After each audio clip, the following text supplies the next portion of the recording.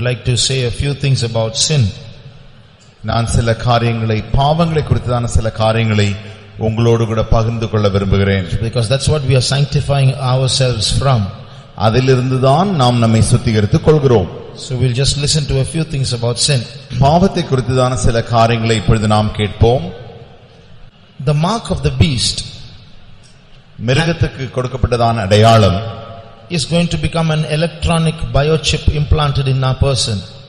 அது ஒரு மனிதனுக்குள்ளே ஒரு எலக்ட்ரானிக் சிப்பாக மனிதனுக்குள்ளே பொருத்தப்படுகிறது.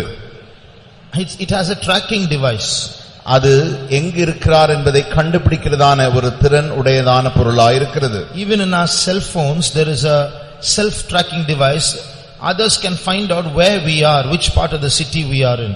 நம்முடைய தினமும் உபயோகிக்கிறதான இந்த செல்போனில் கூட நாம் அதை எங்கு வைத்திருந்தாலும் மற்றவர்கள் அது நாம் எங்கே இருக்கிறோம், அந்த போன் எங்கே இருக்கிறது என்பதை கண்டுபிடிக்கக்கூடியதான ஒரு திறனுள்ள ஒரு பொருள் அதற்குள் காணப்படுகிறது. Because the cell phone and the mark of the beast will send out signals indicating where we are.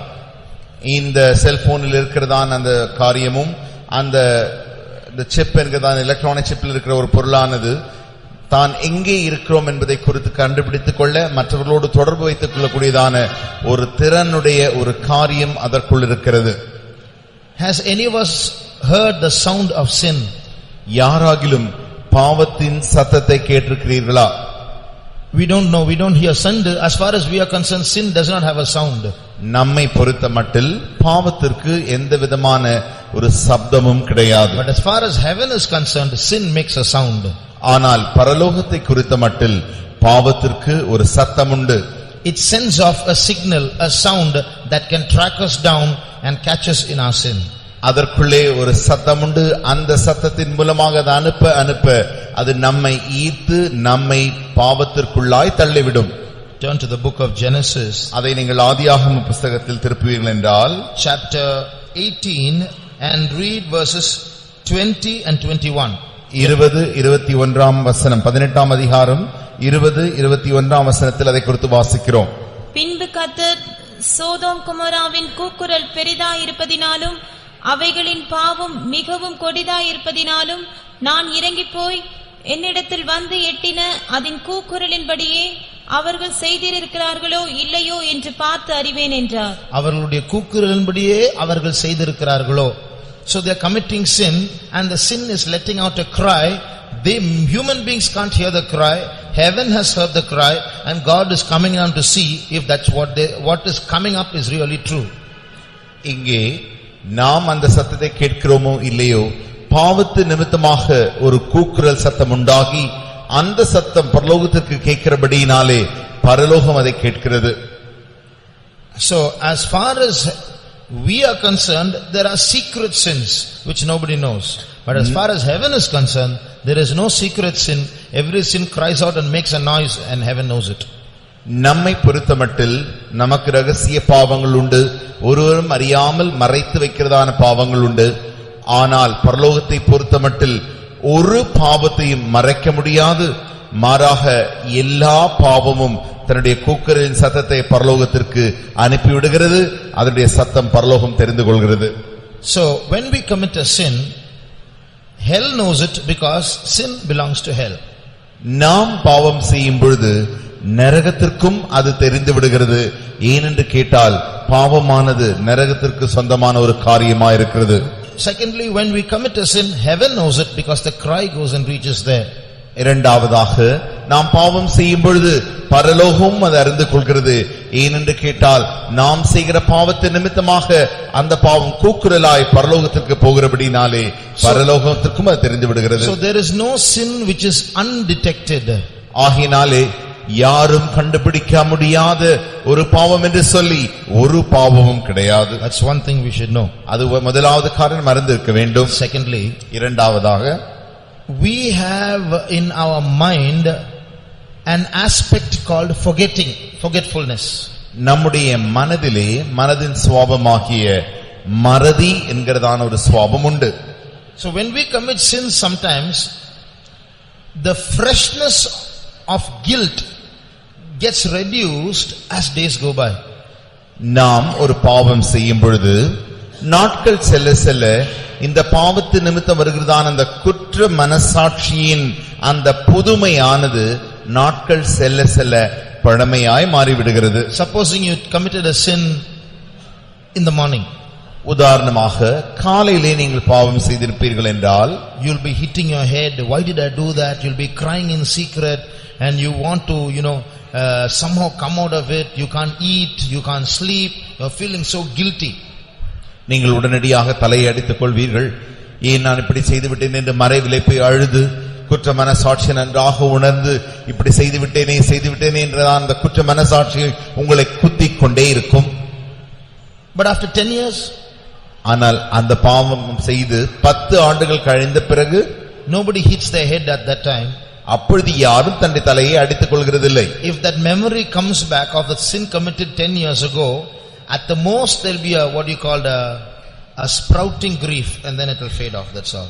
10 ஆண்டுகளுக்கு பிறகு அந்த 10 ஆண்டுகளுக்கு முன்பாக செய்தான பாவம் திடீரென்று ஞாபகத்துக்கு வருமானால் உடனடியாக வருகிற ஒரு காரியம் என்னவென்று கேட்டால், அதை குறித்ததான ஒரு சின்ன காரியம் மனதில் துக்கம் தோன்றி அப்படியே மறைந்துவிடும்.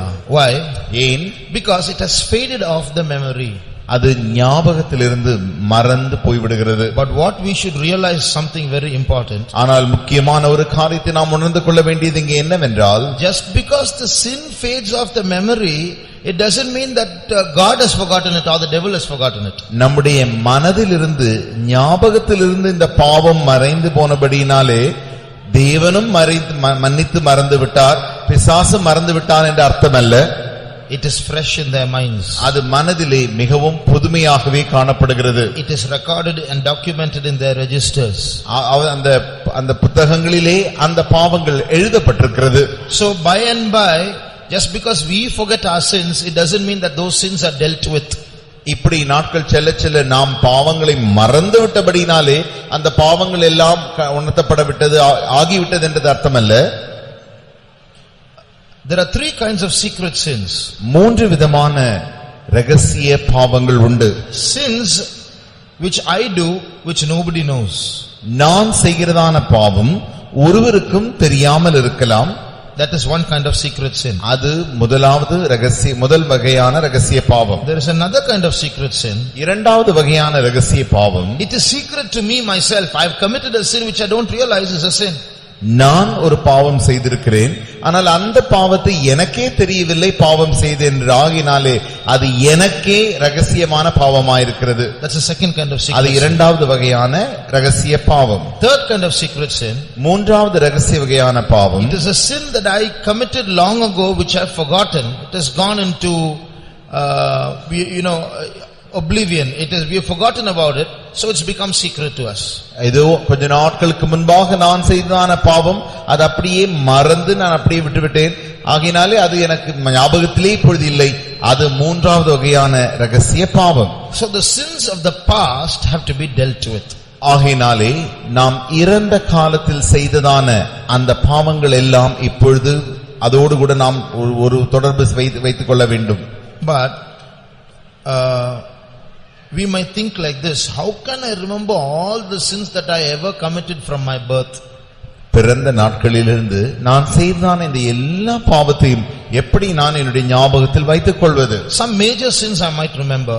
நான் பெரிய பாவங்கள் செய்ததான ஒரு சில பாவங்களை மாத்திரம் ஞாபகத்தில் வைத்துக் கொள்கிறேன். How can I remember all the little sins that I committed? நான் செய்ததான சிறிய சிறிய பாவங்களை எல்லாம் எப்படி நான் ஞாபகத்தில் வைத்துக் கொள்வது? And if I don't ask pardon for those sins I have forgotten, will I be held up in eternity to give account? நான் செய்ததான அந்த சின்ன சின்ன பாவங்கள் எல்லாம் இப்பொழுது எனக்கு மறந்து போய்விட்டதே, இதற்கெல்லாம் நான் மன்னிப்பு பெறாவிட்டால் நித்தியத்திலே அதற்கெல்லாம் நான் கணக்கு கொடுக்க வேண்டுமா? There is an incident in the Bible. வேதத்தில் ஒரு சம்பவம் இவ்வாறாக இருக்கிறது. They let down a man from the ceiling towards Jesus when he was conducting a meeting in the house.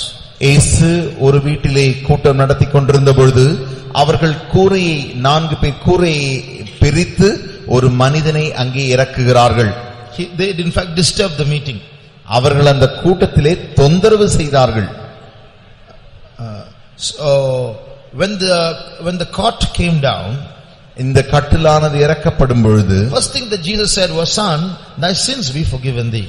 முதலாவது இயேசு சொன்ன காரியம், மகனே உன்னுடைய பாவங்கள் உனக்கு மன்னிக்கப்பட்டது. So what we must notice there is that man never asked Jesus, please forgive my sins. நாம் இங்கே என்ன பார்க்க வேண்டிய முக்கியமான காரியம் என்னவென்றால், அந்த கிடையாய் கிடந்த மனிதன் இயேசுவை பார்த்து, இயேசுவே என்னுடைய பாவங்களை மன்னியும் என்று ஒரு வார்த்தையும் சொல்லவில்லை. But Jesus, before he even asked for pardon, forgives his sins. அவன் தன்னுடைய மன்னிப்பை கேட்பதற்கு முன்பதாகவே இயேசு அவனுடைய பாவங்களை மன்னிக்கிறார். So God is not a God, he'll have to demand, I don't know, you remember all your sins and confess. If you confess, I'll forgive. He's not such a God. நம்முடைய தேவன் அப்படிப்பட்டதான எதிர்பார்க்கக்கூடியதான தேவன் அல்ல. நீ உன்னுடைய பாவங்களுக்காக அறிக்கையிடவில்லை, கேட்கவில்லை, நீ கேட்காத பட்சத்தில் நான் உனக்கு மன்னிக்க முடியாது என்று சொல்கிறதான அப்படிப்பட்ட தேவன் நமக்கு இல்லை.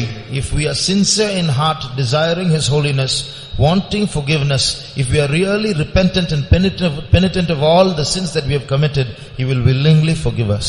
நாம் நம்முடைய இருதயத்தில் உண்மையா இருப்போமானால், உண்மையான இருதயத்தோடு கூட மன்னிப்பு அவரிடத்தில் நாம் கேட்போமானால், நம்முடைய இருதயத்தில் குத்தப்பட்டவர்களாக அந்த குற்ற மனசாட்சி அவரிடத்தில் சொல்லுவோம் என்றால், அவர் உண்மையாகவே மன்னிப்பதற்கு வல்லவராய் இருக்கிறார். But we must realize that just because a sin fades off from our memory, it is all forgotten and forgiven.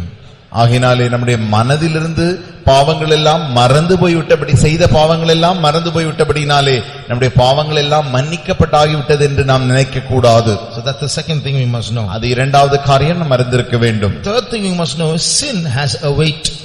மூன்றாவது காரியம், பாவத்திற்கு ஒரு கனம் உண்டு. You and I cannot weigh sin. You can't hold sin. Sin is not solid. It's not physical. நீங்களும் நானும், பாவம் ஒரு திரவம் அல்ல, பாவம் ஒரு பார்க்கக்கூடிய பொருள் அல்ல, அதை நாம் அப்படி கையிலே பிடிக்க முடியாது. It can't be weighed in a balance. அது தராசிலே நிறுக்கப்படவும் முடியாது. Nevertheless, sin has weight. என்றாலுமோ பாவத்திற்கு ஒரு கனம் உண்டு. If you read Isaiah chapter 24 verse 20, நீங்கள் இப்பொழுது ஏசாயா 24ஆம் அதிகாரம் 20ஆம் வசனத்தை வாசிப்பீர்கள் என்றால், வெறித்தவனைப் போல தேசம் தள்ளாடி ஒரு குடிலை போல பெயர்த்து போடப்படும், அதன் பாதகம் அதன் மேல் பாரமாய் இருக்கையால், அதன் பாதகம் அதன் மேல் பாரமாய் இருக்கிறபடினால் அது விழுந்து போம், இனி எழுந்திராது. What's written here? இங்கே என்ன எழுதப்பட்டிருக்கிறது? ஒரு வெறித்தவனை போல் தேசம் தள்ளாடுகிறது. It's written in Tamil. In English, வெறித்தவனை போல் பூமி தள்ளாடுகிறது. The earth is reeling to and fro like a drunkard. ஒரு வெறித்தவனை போல, குடிகாரனை போல பூமியை தள்ளாடுகிறதாம். Why? ஏன்? Because the transgressions are heavy on it.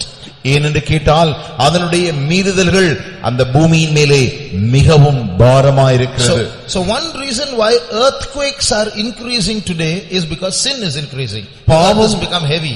இப்பொழுது இந்த நாட்களிலே பூமி அதிர்ச்சி அதிகமாக உண்டாகிக் கொண்டிருக்கிற காரணங்களில் ஒரு காரணம், பாவம் அதிகமாகி அதனுடைய பாவங்கள் பாரமாக இந்த பூமிக்கு ஆகிறபடினாலே அதிக பூமி அதிர்ச்சிகள் உண்டாகிக் கொண்டிருக்கின்றன. So the earth is heavy with sins. It is now started becoming unstable. It is reeling to and fro like a drunkard. பாவம், இந்த பூமியானது பாவம் மிகவும் நிறைந்தபடினாலே அந்த பாரத்தினாலே இப்பொழுது மேலும் கீழும் தள்ளாடி வெறித்தவனை போல அது ஆடிக்கொண்டிருக்கிறது. So this shows sin has a weight. ஆகினாலே இந்த வசனத்திலிருந்து காண்கிறோம், பாவத்திற்கு ஒரு பாரம், ஒரு கனம் உண்டு. The number of earthquakes that have taken place in the past 100 years is much more than the number of earthquakes that has taken place 1000 years before that. கடந்த 100 ஆண்டுகளாக நடந்ததான பூமி அதிர்ச்சிகளின் எண்ணிக்கையை நீங்கள் கணக்கிடும் பொழுது 1000 ஆண்டுகளுக்கு முன்பாக, 1000 ஆண்டு கடந்த 1000 அதற்கு முன்பாக இருக்கிற 1000 ஆண்டுகளின் பூமி அதிர்ச்சியை காட்டிலும் இந்த எண்ணிக்கை மிகவும் அதிகமாக இருக்கிறதாம். So the number of earthquakes is drastically increasing because sin is increasing. இந்த பூமி அதிர்ச்சிகளானது இப்பொழுது மிகவும் குறுகிய நேரங்களில் மிகவும் அடிக்கடி நடந்து கொண்டே இருக்கிறதின் காரணம் பாவமும் பெருகிக் கொண்டே இருக்கிறபடியினாலே. One verse that many Christians know is, come unto me all ye that labor and are heavy laden and I will give you rest. கிறிஸ்தவர்களுக்கு எல்லாருக்கும் அறிந்ததான வசனம், வருத்தப்பட்டு பாரம் சுமக்கிறவர்களே நீங்கள் எல்லாரும் என்னிடத்தில் வாருங்கள், நான் உங்களுக்கு இளைப்பாறுதல் தருவேன். So come unto me all ye that labor and are heavy laden with what? வருத்தப்பட்டு பாரம் சுமக்கிறவர்களே, எந்த பாரத்தை நீங்கள் சுமந்து கொண்டிருக்கிறீர்கள்? So we are heavy laden with sins. நாம் பாவத்தினாலே பாரம் சுமந்து கொண்டிருக்கிறோம். We can feel the weight of sin in our heart sometimes. சில நேரங்களில் நம்முடைய இருதயங்களிலே பாவத்தின் பாரத்தை நம்மால் உணர முடிகிறது. That's why after committing sin, we commit sin for happiness. But after committing the sin, what we get is not happiness. While we commit the sin, there's happiness. But after that, it's guilt, it's depression, it's loneliness, frustration, suicidal feelings. நாம் ஏன் பாவம் செய்கிறோம்?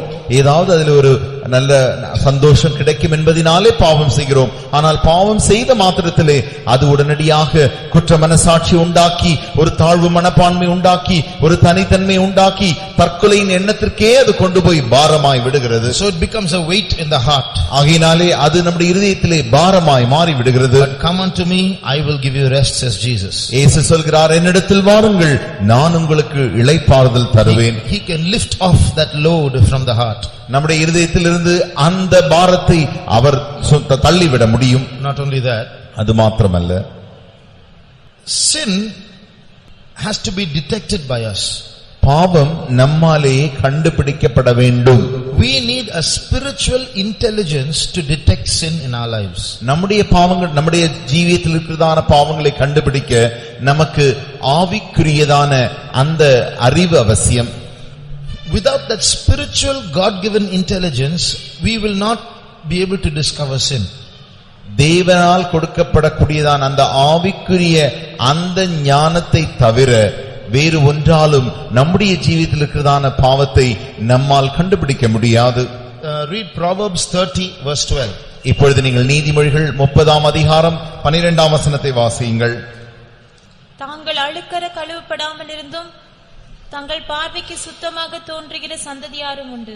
What's written here? என்ன எழுதப்பட்டிருக்கிறது? There is a generation, they are pure in their own eyes, but still they are not clean from their sins. இங்கே ஒரு சந்ததியார் உண்டு, அவர்கள் தங்களுடைய சொந்த பார்வைக்கு சுத்தமானவர்களாக தோன்றுகிறார்கள், ஆனால் என்றாலுமோ அவர்களுக்குள்ளே இன்னும் அழுக்கற கழுவப்படாமல் இருக்கிறார்கள். So some people, what will they feel? I am quite all right, what wrong did I do? I am okay. Why? It's not because they are okay, because they lack the intelligence to introspect and find out what's wrong. சிலர் இப்படி சொல்வார்கள், எனக்கு ஒரு பிரச்சனையும் அல்ல, நான் நன்றாகத்தான் இருக்கிறேன், அவருடைய பார்வையில் அப்படி அவர்கள் இருக்கிறார்கள் ஏனென்று கேட்டால் அவர்களுக்கு அந்த ஆவிக்குரிய ஞானம் இல்லாதபடியினாலே தங்களுக்குள் இருக்கிற பாவத்தை அவர்களால் கண்டுபிடிக்க முடியவில்லை. So they are pure in their own eyes. தன்னுடைய சொந்த பார்வையிலே அவர்கள் சுத்தமுள்ளவர்களாக இருக்கிறார்கள். So there's no one like that. We are not pure. Nobody is pure. ஒருவனும் சுத்தமான அல்ல. If we claim to be pure, it's because we are blind. நாம் ஒருவேளை நாம் சுத்தமானவர்கள் என்று சொல்லிக் கொண்டிருப்போமே, ஆனால் நாம் சரியாக பார்ப்போமே என்றால் நாம் குருடர்களாய் இருக்கிறோம். That's why the Bible asks a question, who can understand his errors? ஆகையினால் தான் வேதம் இப்படி ஒரு கேள்வியை கேட்கிறது, யார் அவருடைய தவறுகளை, தன்னுடைய தவறுகளை அறிந்து கொள்ள முடியும்? தன் பிழைகளை உணர்கிறவன் யார்? தன் பிழைகளை உணர்கிறவன் யார்? So if we are able to detect sin in our life while it is as small as an error, that is very good for us. நாம் நம்முடைய பாவங்களை நம்முடைய ஜீவியத்திலே அப்படி கண்டுபிடிக்க தொடங்கும் பொழுது சிறிய காரியமே ஒரு பிழையாக நமக்கு தோன்றுமானால் அது மிகவும் நன்றாயிருக்கும். Read Psalm 19. சங்கீதம் 19ஆம் அதிகாரத்தில் வாசியுங்கள். Where is that verse? தன் பிழைகளை உணர்கிறவன் யார்? எந்த வசனம்? 12. தன் பிழைகளை உணர்கிறவன் யார்? மறைவான குற்றங்களுக்கு என்னை நீங்களாக்கும். அடுத்த வசனம். துணிகரமான பாவங்களுக்கு உமது அடியேனை விலக்கிக்காரும், அவைகள் என்னை ஆண்டு கொள்ள ஒட்டாதிரும், அப்பொழுது நான் உத்தமனாகி பெரும் பாதகத்துக்கு நீங்களாயிருப்பேன். So what's written here? You see four grades of sins here. இங்கே நீங்கள் 4 விதமான பெரிய பாவங்களை குறித்து வாசிக்கிறோம். 4 grades, levels. 4 விதமான நிலவரங்கள், அளவுகளை நாம் வாசிக்கிறோம். One is error. It's very small error. முதலாவது அளவு, முதலாவது நிலவரம் பிழை. If you neglect error, it will grow into a secret fault.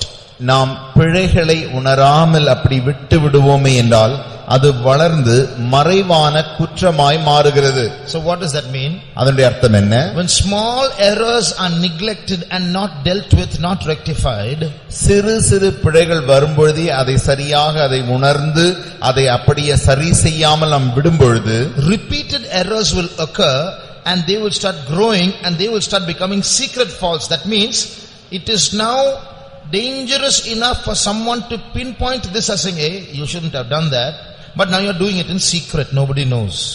அந்த பிழைகள் திரும்பமாக அப்படி நாம் உணராமல் செய்துவிட இந்த சிறு பிழைகள் எல்லாம் கொஞ்சம் கொஞ்சமாக வளர்ந்து ஒரு நிலவரத்திற்கு வரும். அதுதான் மறைவான குற்றம்.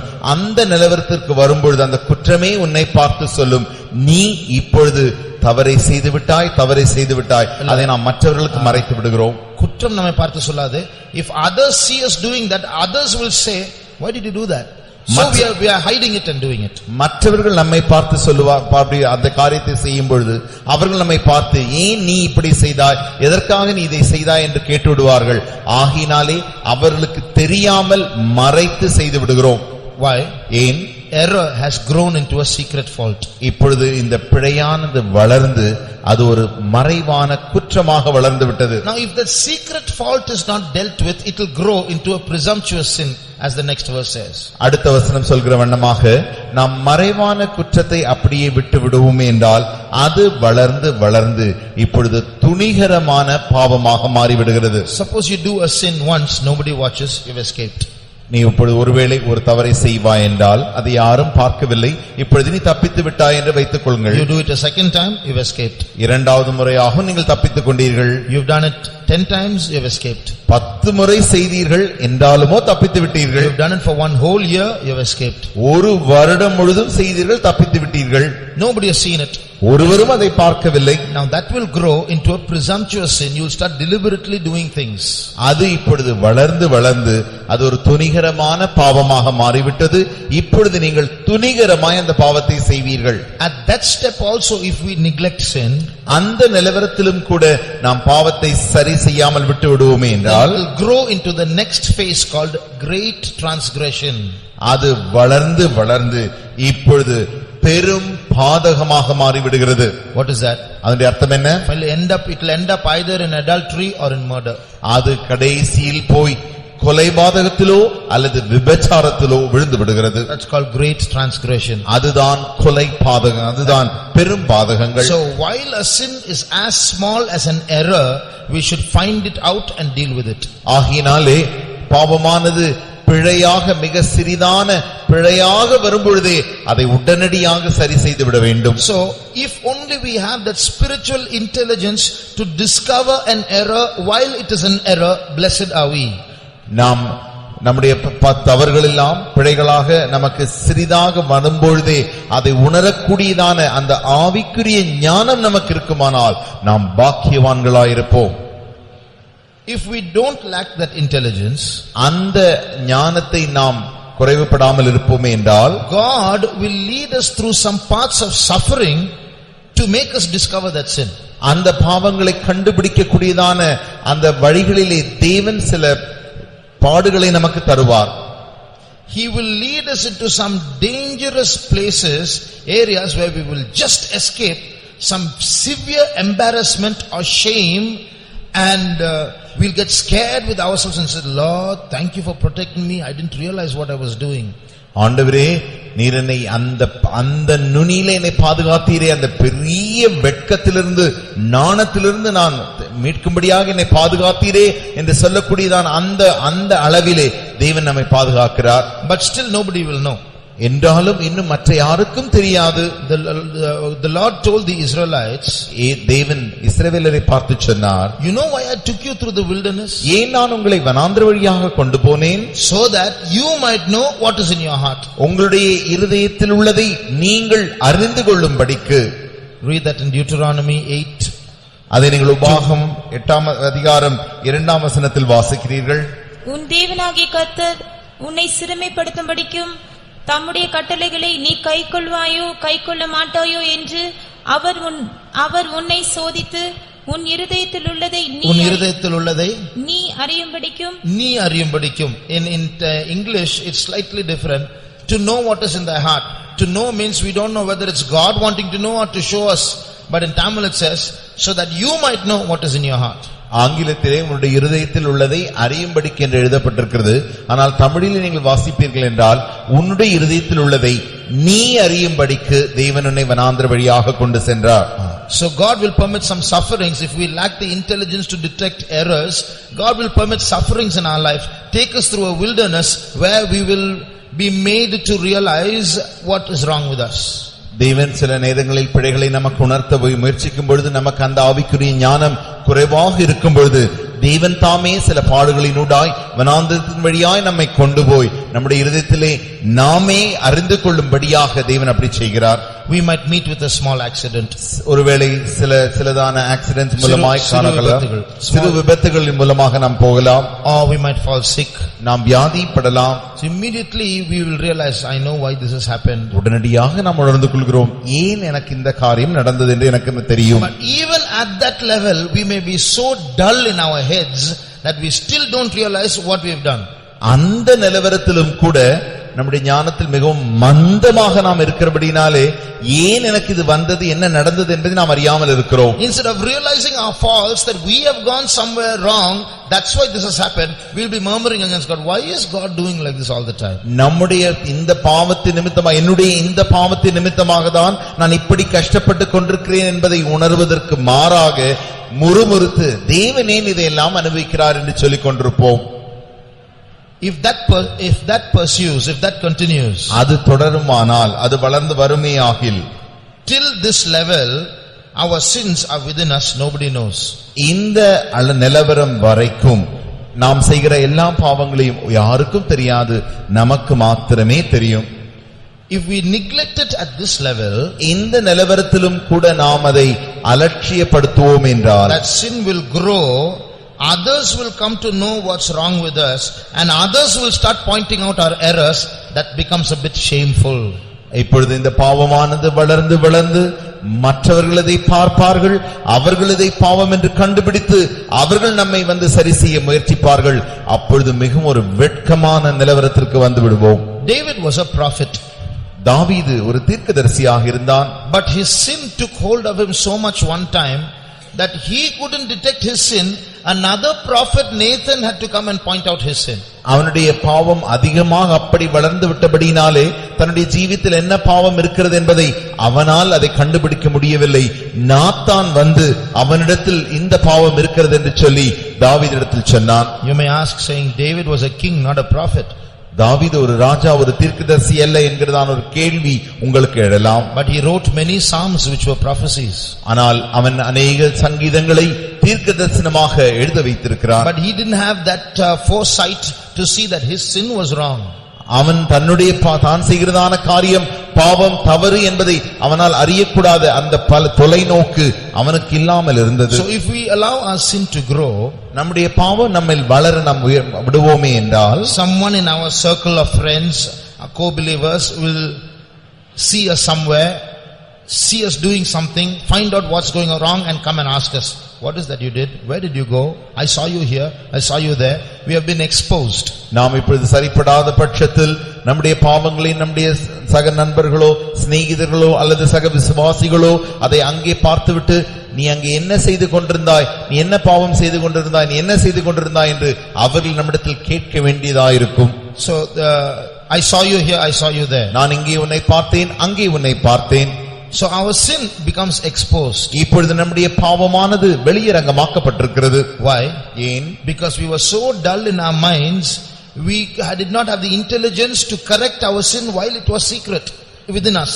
நமக்குள்ளாகவே இந்த பாவங்கள் ரகசியமாக இருக்கும் பொழுதே அதை சரி செய்யக்கூடாத அளவுக்கு நம்முடைய மனதானது மந்தமாக இருந்து விட்டபடினாலே, Now God has exposed it to others so that others might come and correct us. You are doing wrong. இப்பொழுது தேவன் அந்த பாவத்தை மற்றவர்கள் காணும்படி வெளியரங்கமாக்கி இருக்கிறபடினாலே அவர்கள் கண்டுபிடித்து வந்து, நீ இதை தவறான காரியத்தை செய்தாய் என்று சொல்வார்கள். So if we neglect sin without examining, without having the understanding to find out our errors, and if we neglect sin when we are taken through a wilderness to point out our errors, and if we neglect sin even after it is exposed and others find out our errors, then the next step is we have to stand before the judgment seat of Christ and give account. நம்முடைய பிழைகளை நாமே உணரக்கூடாத அளவிற்கு நமக்கு அந்த ஆவிக்குரிய ஞானம் இல்லாமல் போய் அதை நாம் அலட்சியப்படுத்த இந்த தேவன் நம்மை வனாந்திர வழியாக நம்மை கொண்டு போகும் பொழுது அப்பொழுதும் நாம் நம்முடைய பாவங்களை குறித்து அலட்சியப்படுத்திக் கொண்டிருப்பேமேயானால் கடைசியாக துணிகரமாய் நாம் செய்து அப்பொழுதும் நாம் நம்மை he'll expose it to others and others will find fault with us. நம்முடைய பாவங்களை மற்றவர்களுக்கு நாம் தேவன் அதை வெளியரங்கமாக்கி மற்றவர்கள் நம்மை சரி செய்ய முயற்சிக்கும் பொழுது நாம் சரி செய்யாமற் போகும் பட்சத்தில் கடைசியாக தேவனுடைய நியாய தீர்ப்புக்கு முன்பாக நாம் நிற்க வேண்டியதாயிருக்கும். Read 2 Corinthians 5:10. இப்பொழுது 2 கொரிந்தியர் 5ஆம் அதிகாரம் 10ஆம் வசனத்தை வாசியுங்கள். ஏனென்றால் சரீரத்தில் அவனவன் செய்த நன்மைக்காவது தீமைக்காவது தக்க பலனை அடையும்படிக்கு நாம் எல்லாரும் கிறிஸ்துவின் நியாயாசனத்திற்கு முன்பாக வெளிப்பட வேண்டும். We all have to stand before the judgment seat of Christ and give account of all that we have done, good or bad. நாம் செய்த நன்மைக்காவது எல்லா தீமைக்காகிலும் கிறிஸ்துவின் நியாயாசனத்திற்கு முன்பாக நாம் நிற்கப்பட வேண்டும். But in all this, இவளெல்லாவற்றிலும் we must understand. நாம் ஒரு காரியத்தை புரிந்து கொள்ள வேண்டும். I don't know if I've told you this story before. இந்த கதையை நான் ஏற்கனவே உங்களுக்கு சொல்லி இருக்கிறேன் என்று எனக்கு தெரியவில்லை. There was a man who had received a summons for a crime he had committed. He had to appear in court. ஒரு மனிதன் தான் செய்ததான குற்றத்தின் நிமித்தமாக அவன் இப்பொழுது அந்த நியாயாசனத்திற்கு முன்பாக நிற்கப்பட வேண்டியதாக இருந்தது. அதற்காக அவன் அழைக்கப்பட்டிருந்தான். So a particular date was given. ஒரு தேதி கொடுக்கப்பட்டது. But then he heard about a very good lawyer who could solve his case. தன்னுடைய பிரச்சனையை தீர்க்கக்கூடியதான நல்ல ஒரு வழக்கறிஞரை குறித்து அவர் கேள்விப்பட்டிருந்தார். So he said, even though I've committed crimes, I can easily escape because that lawyer is there. நான் இந்த பாவங்களை செய்து என்னதான் தப்பு செய்திருந்தாலும் நல்ல ஒரு வழக்கறிஞர் இருக்கிறபடினாலே கண்டிப்பாக நான் தப்பித்துக் கொள்வேன் என்று அவன் நினைத்தான். And he carelessly forgot about it. இதை குறித்து அவன் அலட்சியமாக மறந்தும் போய்விட்டான். Suddenly one day he was opening his drawer, he saw the summons there. திடீரென்று ஒரு நாள் தன்னுடைய மேஜையில் இருக்கிறதான அந்த டிராவை ஓபன் செய்து பார்த்த பொழுது அவன் அங்கே தனக்கு அழைக்கப்பட்ட கோர்ட்டிலிருந்து வந்ததான அந்த அழைப்புதலை அவன் பார்த்தான். He saw the date, tomorrow is the case. நாளைக்கு தேதியை பார்த்தான், அது நாளையா இருக்கிறது. Good thing I saw it now. நல்லது, இப்பொழுது நான் பார்த்து விட்டேன். Immediately picked up the phone. உடனடியாக தொலைபேசி எடுத்து and called up that lawyer. அவன் அந்த வழக்கறிஞரை அழைத்து, Sir, I have been summoned to court for such and such a crime I have committed. நான் செய்ததான இப்படிப்பட்டதான பாவத்திற்காக நாளைக்கு நான் கோர்ட்டுக்கு வரும்படி அழைக்கப்பட்டிருக்கிறேன் ஐயா என்று அவரிடத்தில் சொன்னான். It's true I have committed the crime, but I want you to defend me and I want to escape. இந்த தவறை செய்தது உண்மைதான் என்றாலும் நீங்கள் எனக்காக வழக்காடி அதிலிருந்து எப்படியாக என்னை தப்பிக்க செய்ய வேண்டும் ஐயா என்று சொன்னான். The advocate replied, உடனடியாக அந்த வழக்கறிஞர் பதில் சொன்னார், Sir, till yesterday I was lawyer, today I have been promoted to judge. ஐயா, நேற்று வரை நான் வழக்கறிஞராகத்தான் இருந்தேன், ஆனால் இன்றைக்கு தான் நான் ஒரு ஜட்ஜாக உயர்த்தப்பட்டிருக்கிறேன். And I am the one who is going to look into your case. உன்னுடைய பிரச்சனை, இந்த கேஸை நான் தான் நாளைக்கு தொடர்பு கொள்ள வேண்டும். And you yourself have admitted now over the phone that you have committed the crime. இப்பொழுது நீ தொலைபேசி மூலமாக நீயே அந்த தவறை செய்து விட்டேன் என்று ஒத்துக்கொண்டு விட்டாய்.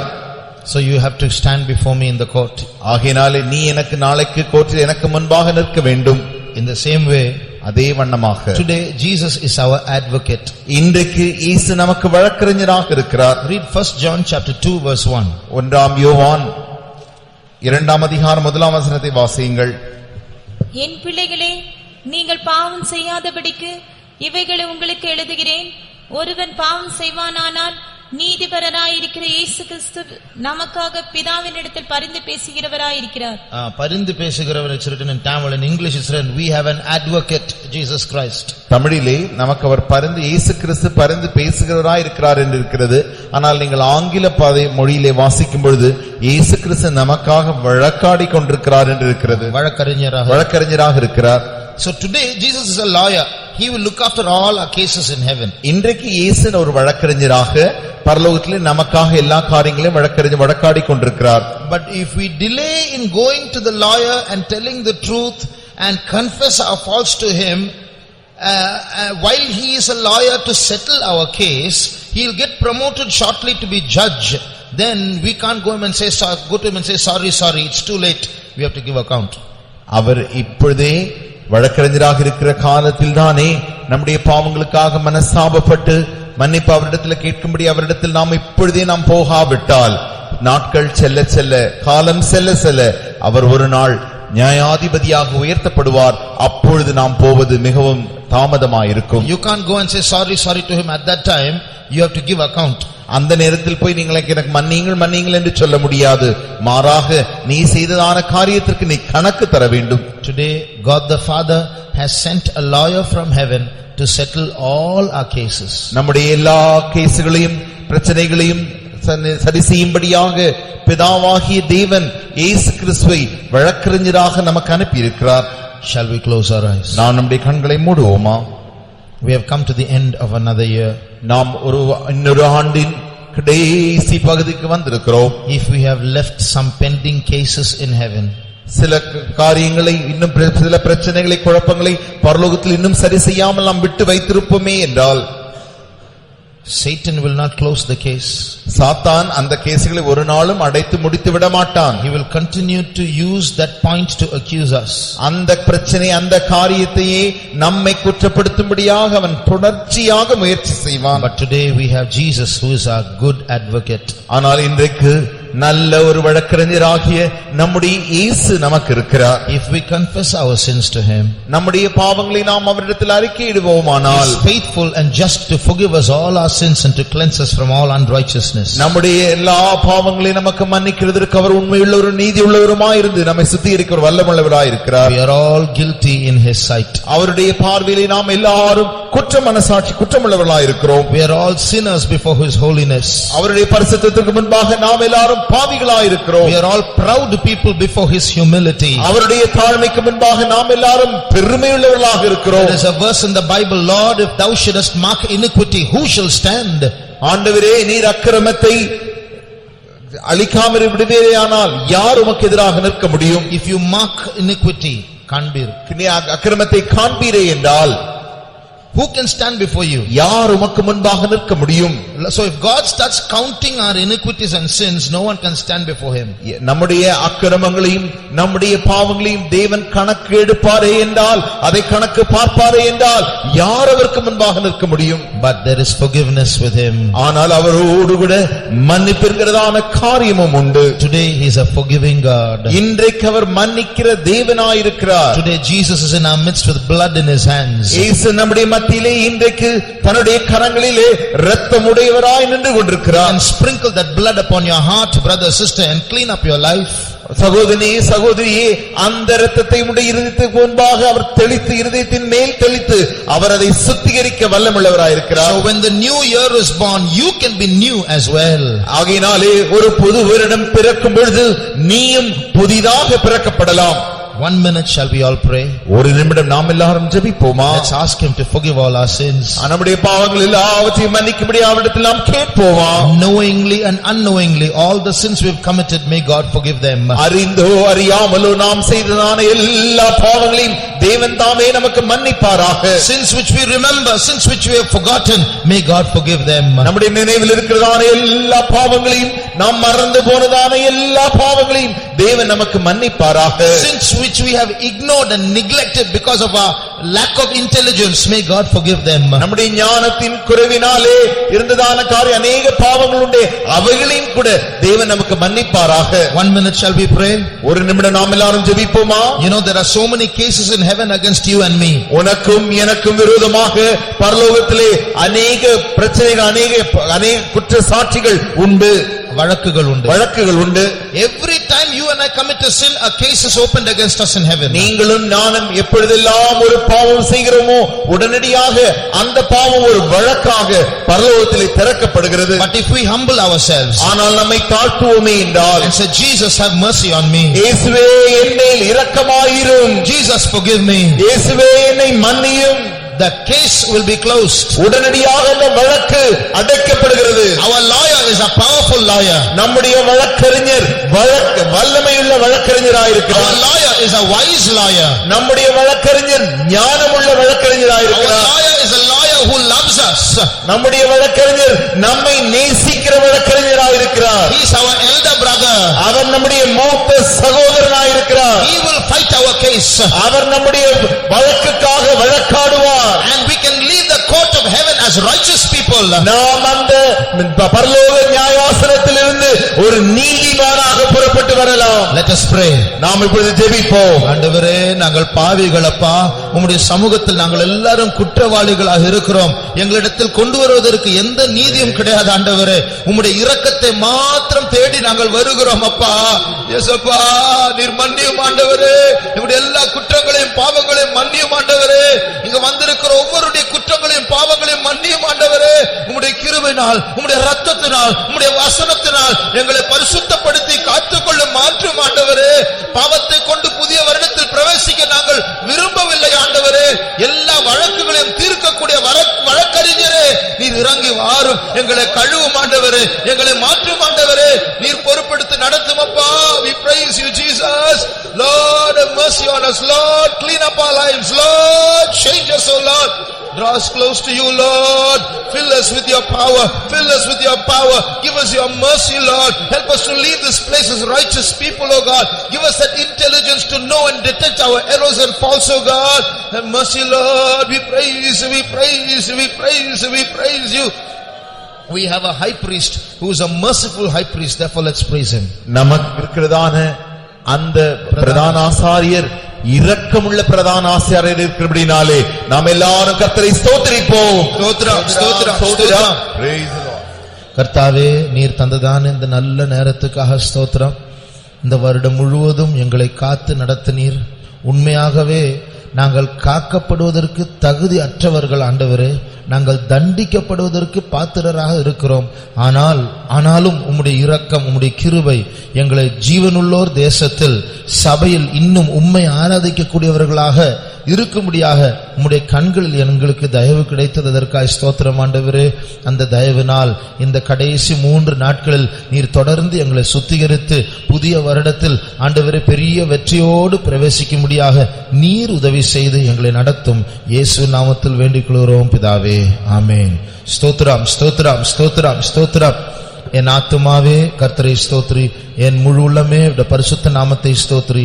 என் ஆத்துமாவே கர்த்தரை ஸ்தோத்ரி, அவர் செய்த சகல உபகாரங்களையும்